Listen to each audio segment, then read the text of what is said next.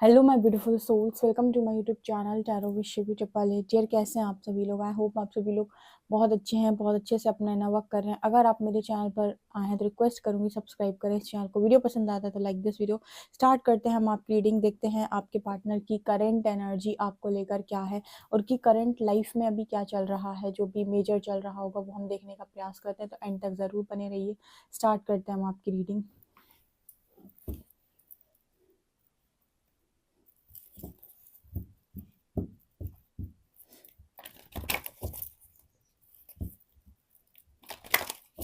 Please guide कीजिए angels, मेरे जो भी व्यूअर्स हैं उनके पार्टनर्स की लाइफ में इस वक्त में करेंटली क्या चल रहा है।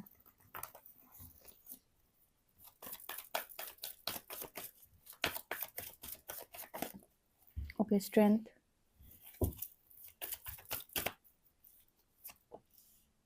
World,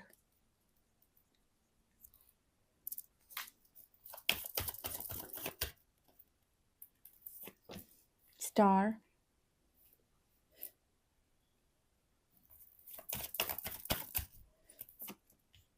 hierophant,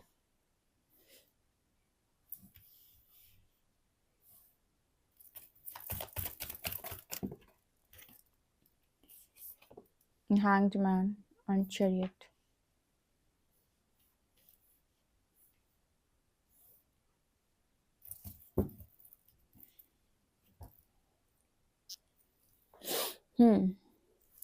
okay, please guide कीजिए एंजल्स, हैंग्ड मैन क्यों है यहाँ पे? किस चीज़ में स्टक है?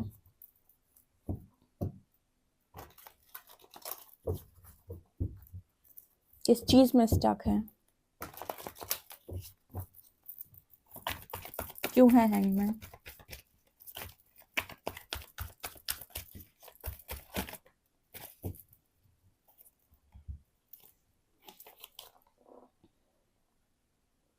गुरूर, गुरूर है, तौबा, गुरूर, एम्परर,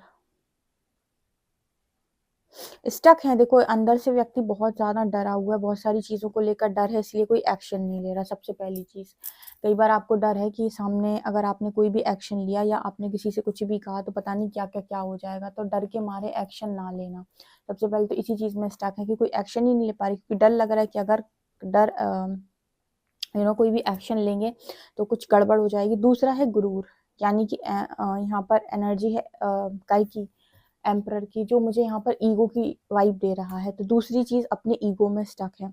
ठीक है, इसका मतलब क्या है? इसका मतलब यहाँ पर ये निकल के आ रहा है कि जैसे मान लीजिए आपसे कोई गलती हुई है, ठीक है, गलती हुई है तो गलती को एक्सेप्ट करना। तो गलती को इंसान दो दो सूरतों में एक्सेप्ट नहीं करता। पहला, कि उससे जो भी गलती हुई है उसको ऐसा लगता है कि अगर उस चीज की माफी वो मांगेगा या वो अपने बारे में बताएगा कि मुझसे ये गलती हो गई, तो पता नहीं क्या होगा। उस चीज़ का डर है उस इंसान को कि अगर मैंने बताया कि मुझसे गलती हुई है या फिर मैंने पास्ट में मैंने भी कुछ गलत किया है, तो वो चुपचाप अपनी बात को अंदर रखे हुए है और कोई एक्शन नहीं ले रहा है। इसकी वजह से भी स्टक है। दूसरा, उस व्यक्ति को ऐसा लगता है कि अभी भी ईगो गया नहीं है पूरी तरीके से, ईगो समाप्त नहीं हुआ है। एम्परर की एनर्जी दिखा रही है कि अभी भी जलवा बाकी है। ठीक है, अभी भी बाकी है कि मैं महान, मैं ये, मैं वो। देखो, अगर आपसे कोई गलती हुई है तो आप एटलीस्ट यूनिवर्स को सरेंडर कर सकते हो। ये मैंने कई बार रीडिंग में गाइड किया हुआ है कि आप परमात्मा को बोले कि देखो मुझसे गलती हो गई, जाने अनजाने अहंकार में जैसे भी हो गई, लेकिन आगे गलती ना हो, इस चीज़ के लिए प्लीज़ मुझे गाइड करें और मुझे सही रास्ता दें और कहीं ना कहीं मुझे आगे चीज़ों को सॉल्व करने में मेरी मदद करें। मुझे इस ऐसी स्टक सिचुएशन से बाहर निकलने में मदद करें और होपोनो पोनो प्रेयर करें आप डिवाइन के साथ। ये चीज़ बोल के परमात्मा एक राइट वे दे के आपको बाहर ज़रूर निकालते हैं, लेकिन आप अपनी गलती रियलाइज नहीं कर रहे हो। पहली चीज, आप गुरूर में हो। दूसरा, आपको गलती अगर मान लो रियलाइज हो गई तो आपको ये है कि इसका डर, मुझे इसका जो दंड है वो मुझे क्या मिलेगा, मुझे नहीं सहना, मुझे नहीं भुगतना। ठीक है, मेरी इमेज पर क्या प्रभाव पड़ेगा, मेरे इमेज की भी बात होती है इस कार्ड के साथ कि मेरी रिस्पेक्ट पे, मेरी इमेज पे पता नहीं क्या कीचड़ उछाला जाएगा। तो यहाँ पर इस चीज की वजह से आपके पर्सन हैंग सिचुएशन में है। वर्ल्ड की एनर्जी देखते हैं क्यों आई है यहाँ पर, ब्रह्म क्या बताने वाले हैं यहाँ पे। प्लीज गाइड करें, वर्ल्ड की एनर्जी क्यों है एंजल्स, प्लीज गाइड मी।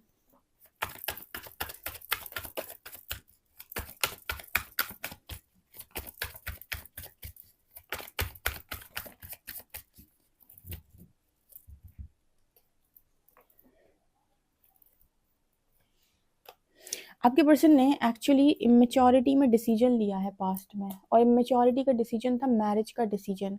ठीक है, ये मैरिज इस पर्सन की हो गई किसी थर्ड पार्टी के साथ। ठीक है, ये एक कार्मिक मैरिज हो गई इस पर्सन की वर्ल्ड के कार्ड के साथ। यानी कि वर्ल्ड को जब मैंने क्लैरिफाई किया तो जो आंसर्स निकल के आए वो ये आए कि इस पर्सन ने इमेच्योरिटी में एक डिसीजन लिया, जिसे हम कहते हैं 10 ऑफ कप्स, यानी कि शादी का डिसीजन लिया, मैरिज का डिसीजन लिया, फैमिली का डिसीजन लिया, फैमिली के कहने पर लिया, फैमिली को खुश करने के लिया, जो कि एक थर्ड पार्टी इन्वॉल्व हो गई इस पर्सन की लाइफ के अंदर। अब ये एक पर्सन का गलत डिसीजन है, ये तो इनको समझ में आ चुका है। ठीक है, लेकिन जैसे इनको ये चीज़ समझ में आई, ये सबसे पहले तो ये थर्ड पार्टी में स्टक हो गए जाके। ठीक है, लेकिन जैसे इनको ये चीज़ समझ में आई कि मुझसे गलती हो गई, तो अब इस गलती का भुगतान करने का डर इस पर्सन के मन में बहुत ज़्यादा है। ठीक है, और इमेज का खराब होने का डर भी इस पर्सन को बहुत ज़्यादा है कि मेरी इमेज पर बात ना आए या मेरी इमेज खराब ना हो। ठीक है, ये चीज़ मुझे यहाँ पर नज़र आ रही है, इसलिए ये दोनों कार्ड्स इस तरीके से बात कर रहे हैं वर्ल्ड विथ हैंडमैन, कि आपके पर्सन से पास्ट में जो भी गलती हुई है इमेच्योरिटी के चलते, जो भी उन्होंने फैमिली को खुश करने के लिए डिसीजन लिया, जिस भी थर्ड पार्टी को उन्होंने एंटरटेन किया है, वो एक कार्मिक पर्सन है इस पर्सन की लाइफ में, जो उनको कर्मा रिलीज कराने आया है। वर्ल्ड का कार्ड दिखाता है कि ये आ गया। अब इस थर्ड पार्टी में इस पर्सन को कर दिया स्टक। ठीक है, स्टक करने के बाद यहाँ हैंगमैन की एनर्जी है जो दिखा रही कि स्टक हो चुके हैं आपके पर्सन, और अब आप चाहें तो निकल सकते हैं स्टक सिचुएशन से। ठीक है, आप चाहें तो थर्ड पार्टी से निकल सकते हैं, लेकिन कारण क्या होता है कि अगर आप थर्ड पार्टी से निकलने गए तो पहली चीज़ कि लोग आपसे ये पूछेंगे कि आपके साथ ऐसा हुआ, ओ माय गॉड आपने इतनी बड़ी गलती की थी, तो पास्ट में आपकी की हुई गलतियों की आपको एक तो भरपाई करनी पड़ेगी, तो उस चीज़ का डर। दूसरा, इमेज खराब होने का डर। ठीक है, और कुछ लोगों को यहाँ पर ऐसा भी हो सकता है, कुछ लोगों के पार्टनर को ऐसा लगता है कि यू नो वो अपने ईगो को सेटिस्फाई करना चाहते हैं, अभी भी अपने ईगो को सेटिस्फाई करना चाहते हैं, अभी भी लोगों के सामने वो दिखाना चाहते हैं कि उनके पास सब कुछ है, सब कुछ बहुत अच्छा है। ठीक है, आज भी वो राजगद्दी संभाले हुए हैं। ठीक है, कई बार ऐसा भी होता है कि इंसान ना इतने ईगो में होता है कि वो ये एक्सेप्ट ही नहीं करता कि मेरी कोई गलती थी नहीं, या मेरी मेरी कोई गलती थी पास्ट में। वो सारी गलती का दोष अपने सामने वाले पार्टनर पर डालना चाहता है कि इसकी वजह से मैंने ये एक्शन लिया। जैसे ऐसे समझो कि मान लो आपके पार्टनर ने कहीं मैरिज कर ली। ठीक है, मैं बिल्कुल एग्जैक्ट बता रही हूँ, क्योंकि जब मैं रीडिंग करती हूँ तो मैं एग्जैक्ट बोलती हूँ, तो कुछ लोग ट्रिगर हो जाते हैं, वो उनकी प्रॉब्लम। मान लीजिए आपके पार्टनर ने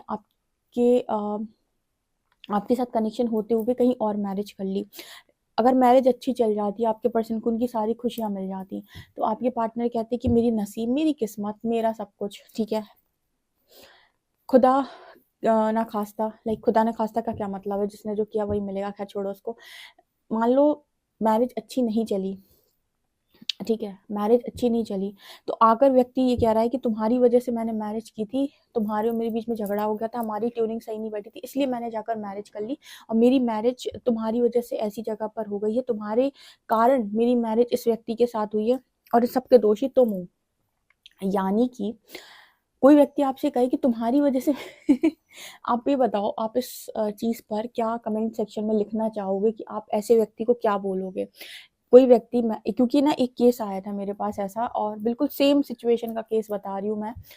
वो लड़की ने भी मुझे बताया कि मैम मैरिज कर ली उसने, और करने के बाद आकर बोलते कि तुम्हारी वजह से मैंने वहाँ मैरिज करी है, सब चीज़ का दोषी तुम हो। ठीक है, तुमने मेरे को कर्ज किया था, इसलिए मैंने वहाँ पर मैरिज कर ली। ठीक है, और तुम्हारे साथ मेरा झगड़ा हो गया था, मेरे साथ तुम्हारी सिस्टम सही नहीं बन रही थी। ठीक है, तुमने मुझे मजबूर कर दिया था वहाँ मैरिज करने के लिए। मतलब ये कोई तुक है क्या? अगर कोई इंसान तुम्हें मजबूर करेगा तो तुम कुएं में कूद जाओगे। आपको भी तो किसी ने बहुत मजबूर करके रखा था कि आप पता नहीं क्या क्या कर लो। बहुत सारे ऐसे लोग आए पास्ट में जो मतलब इस सिचुएशन में थे कि वो कहते थे कि दीदी हम लाइफ खत्म कर लेंगे अपनी पूरी। तो आपके पार्टनर ने आपको इस सिचुएशन तक ला दिया था ना कि आप अपने आप को खत्म कर लें, पर किया क्या? नहीं ना। ठीक है, तो आप क्या एक्शन लोगे आपकी बुद्धि पर ही निर्भर करता है ना। लोग तो आपको किसी भी लेवल तक ले जाकर टॉर्चर कर सकते हैं, पर एक्शन, फाइनल एक्शन तो आपका है ना। तो ये कौन सी बात हुई कि तुम्हारी वजह से मैंने वहां मैरिज कर ली? ठीक है, ये तो मतलब नॉनसेंस बात है ना एकदम से। कोई इस चीज को कैसे ही लेगा? ठीक है ना। तो अगर आपके पार्टनर ऐसा ही मतलब इसी टाइप के इंसान है, अगर इतने ही ईगोइस्टिक है, तो डेफिनेटली वो पर्सन यही बोलेगा कि तुमने मुझे मजबूर कर दिया था, इसकी वजह से मैंने वहां पर मैरिज कर ली। ठीक है, सो ये एनर्जी मेरे को यहाँ पर नजर आ रही। इसको कहते हैं कि अपनी गलती को एक्सेप्ट ना करना, और ये कह देना कि सब कुछ सामने वाले की वजह से हुआ। अरे भाई, तुम भी तो इन्वॉल्व थे। ठीक है, अपनी, ठीक है, मान लो तुम्हारी गलती, यू नो 50% नहीं है, पर 20%, 30% कुछ गलती तो तुम्हारी ज़रूर होगी। पर हम ये तो नहीं कह सकते कि पूरी 100% गलती सामने वाले की थी और सामने वाले की वजह से मैंने मैरिज कर ली दूसरे से। ये कौन सी बात हुई? अगर सामने वाला गलती करता तो वो मैरिज करता ना कहीं और, वो चला जाता कहीं और मैरिज करने के लिए, तो हम कहते कि उसकी गलती थी। ये आपके पार्टनर की एनर्जी निकल के आ रही है, ठीक है ना। चलिए देखते हैं स्टार कार्ड यहाँ पर चैरियट क्यों आया है। प्लीज गाइड कीजिए एंजल्स, स्टार कार्ड यहाँ पर क्यों है।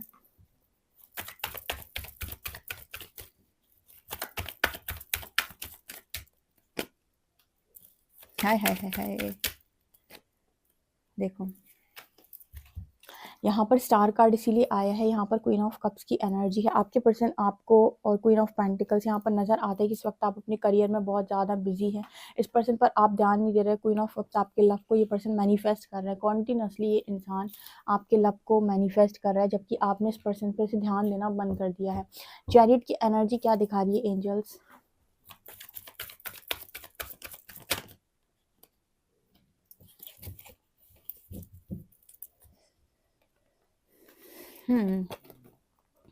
एक्चुअली चैरियट की एनर्जी यहाँ पर दिखा रही है, चैरियट मतलब जो कमान संभालता है, अपना एक्शन खुद लेता है, ठीक है।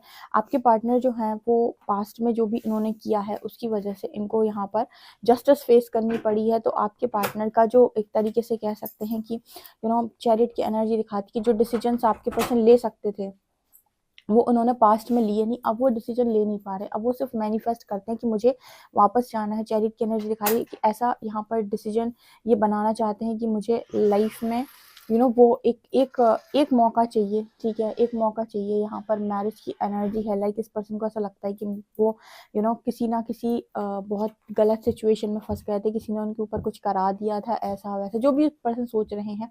लेकिन इस पर्सन की ख्वाहिश यही है कि इनको वो चीज़ दोबारा मिल जाए जो इनके हाथ से एक बार चली गई है, और ये वापस आना चाहते हैं। एग्जैक्टली चैरिट की एनर्जी दिखा रही है कि बंदा वापस आया है, आना चाहता है, भागा था क्योंकि उसके साथ वहां पर वो चीज़ें उसको नहीं मिली जो चीज़ मिली। अच्छा, मतलब इसका मतलब ये है कि सामने वाला पूरी तरीके से ऑप्शन है, तुमको चीज़ें नहीं मिली तो तुमको इस तरह की एनर्जी में आना है आप, ठीक है। ये मतलब यहाँ पर निकल के आ रहा है 7 of shorts, justice and 4 of wants card के साथ, ठीक है। मतलब ये बहुत ही ज़्यादा डिस्टर्बिंग एनर्जी यहाँ पर निकल के आई है with chariot card. Disturbing energy कुछ इस तरीके की डिस्टर्बिंग एनर्जी कि अगर आपको लाइफ के अंदर जो भी आपने डिसीजन लिया वहाँ पर अगर आपको सब कुछ प्राप्त हो जाता है तब तो बहुत अच्छी बात है, ठीक है। तब तो आपको कोई मतलब नहीं कि आपने पास्ट में क्या किया था और किसके साथ आपने क्या किया था, उसका क्या हुआ था। लेकिन अगर आपको चीज़ें ढंग से प्राप्त नहीं होती हैं तो आपको है कि भैया मुझे ढंग से प्राप्त नहीं हुई तो मुझको वापस जाना है।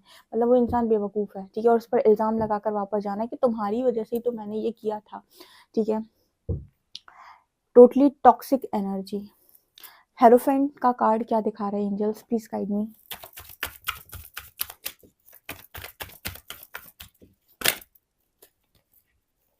देखा, मैंने कहा था हेरोफेंट का कार्ड दिखा रहा है कि आपके पर्सन अपने पास्ट पर्सन के साथ यहाँ पर ऑफर देना चाहते हो, आपकी तरफ एक्शन लेकर आपसे मैरिज करने की ख्वाहिश रखते हैं, ठीक है। ओ माय गॉड, हीलिंग हुई है यहाँ पर थोड़ी बहुत, यस यस यस यस, ये एनर्जी निकल के आ रही है। ओ गॉड, ये बहुत डिस्टर्बिंग एनर्जी है, लेकिन आप वापस आना चाहते हैं, ये बात सच है। लेकिन वो स्टक भी है, थर्ड पार्टी में आ नहीं सकता, यूनिवर्स ने सारे उसके रास्ते ब्लॉक करके रखे हैं। अब पूरी रीडिंग समझ में आ रही है जहाँ से हम शुरू हुए थे कि स्टक सिचुएशन इसीलिए है क्योंकि आपके पर्सन कोई एक्शन ले नहीं पा रहे हैं, एक्शन लेना चाहते हैं, ख्वाहिशें बहुत बड़ी बड़ी हैं, मैनिफेस्टेशन बहुत बड़ी बड़ी है, लेकिन कार्मिक एनर्जी में टोटली स्टक है। और यूनिवर्स ने आपकी लाइफ से कट ऑफ कर दिया इस इंसान को पूरी तरीके से। यूनिवर्स इस पर्सन को दे ही नहीं रहे हैं वो रास्ता कि आपकी लाइफ के अंदर वापस आ पाए, क्योंकि इनकी मैरिज आपके साथ करने की ख्वाहिश है। लेकिन मैंने जैसे बताया था कि यूनिवर्स उसको सेकंड चांस देता है जो डिजर्व करता है। डिजर्व करने मतलब जो अपनी गलतियां मानता है, जो अपने लेसन्स को लर्न करता है, वो डिजर्व करता है, ठीक है। लेकिन जो आज भी गुरूर में बैठा है और ये करने की कोशिश कर रहा है कि वो आज भी आपको विक्टिम बना रहा है कि आपकी वजह से मैंने ऐसा कर दिया था, तो ये तो गलत है ना। तो आप आज भी नहीं सुधरे, आज भी आपको ऐसा लगता है कि सब कुछ दूसरे की गलती थी, आपसे कुछ नहीं, मतलब आपके हाथों काम हुआ लेकिन दूसरे ने आपसे जबरदस्ती करवाया। ये कौन सी बात होती है, ठीक है। ये मतलब ये तो फालतू की बात है और बहुत ही नॉनसेंस बात है ये पूरी एनर्जी निकल के आ रही है आपके पार्टनर की आज की। ओके, ये तो क्या ही बोलूं मैं, ठीक है, आप बताएं आप क्या करना चाहेंगे ऐसे केस में। ओके, वीडियो पसंद आए तो like this video, subscribe my channel. Thank you guys.